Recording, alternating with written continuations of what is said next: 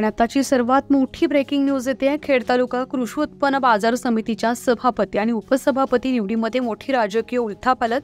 खेड तालुका कृषी उत्पन्न बाजार समितीच्या सभापती आणि उपसभापती निवडणुकीला मुंबई उच्च न्यायालयानं गुरुवारी 10 ऑक्टोबर घेण्याचे आदेश दिल्यानं सर्व पक्षीय संचालकांनी आमदार दिलीप मोहिते पाटील यांच्यावर मात केली असल्याची चर्चा तालुक्यातील जनतेत सुरू झाली आहे. तालुक्यातील शेतकऱ्यांची संस्था असलेल्या खेड बाजार समितीची निवडणूक चांगलीच गाजली होती. अजित पवार गटाविरुद्ध सर्व पक्षीय असे 2 पॅनल होते. निकालात अजित पवार गटानं 10 आणि विरोधकांना 6 जागा मिळाल्या होत्या. व्यापारी मतदारसंघाचे 2 संचालकांपैकी एक सत्ताधारी गटाकडे गेला तर एक विरोधकांकडे गेले.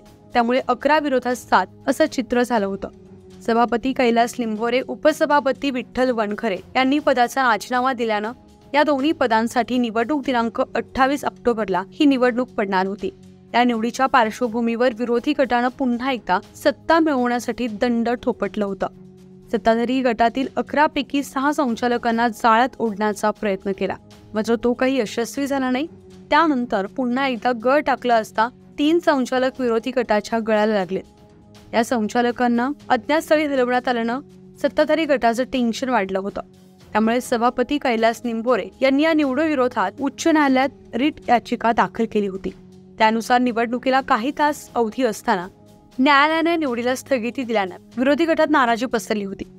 परंतु विरोधी गटानं उच्च न्यायालयात धाव घेऊन आपलं म्हणणं मांडलं. त्यावर न्यायालयानं ही निवडणूक गुरुवार दिनांक 10ला घेण्याचे आदेश दिलेत. विधानसभा निवडणुकीच्या पार्श्वभूमीवर होऊ घातलेल्या या निवडीमुळे आमदार दिलीप मोहिते पाटील यांची राजकीय अस्मिता पणाला लागली असल्याची चर्चा तालुक्यातील जनतेत सुरू आहे. ही निवडणूक व्यवस्थित पार पडणार की पुन्हा नवीन ट्विस्ट येणार हे पुढील 4 दिवसात कळणार आहे.